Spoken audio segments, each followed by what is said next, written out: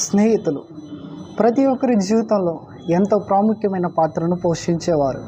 ఈరోజు క్రైస్తవులుగా మన జీవితాలలో మనం తెలుసుకోవాల్సిన విషయం, మనకు ఎటువంటి స్నేహితులు కలిగి ఉన్నారు. బైబిల్ గ్రంథం తెలియచేస్తూ ఉంది, నిజమైన స్నేహితుడు విడువక ప్రేమించును, దుర్దశలో అట్టివాడు సహోదరుడగును.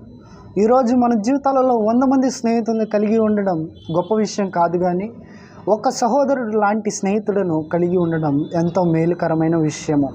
ఈరోజు మనల్ని మనం అడగవలసిన ప్రశ్న, మనకు ఎటువంటి స్నేహితులు ఉన్నారనేది మొదటి ప్రశ్న అయితే, మనం వారికి ఎటువంటి స్నేహితుడిగా ఉన్నామనేది మరొక ప్రశ్న. ఈరోజు మీ జీవితాలలో మీ స్నేహితులు మంచివారు కానప్పుడు, లేకపోతే వారు చెడు అలవాట్లకు బానిసలై ఉన్నప్పుడు, వారిని మార్చి వారిని దేవుని సన్నిధికి చేర్చడం అనేది స్నేహితుడిగా మన బాధ్యత అనేది మనం తెలుసుకోవాలి. ఈరోజు మన జీవితాలలో కూడా మనం మంచి స్నేహితులుగా ఉండడానికి ప్రయత్నించాలి.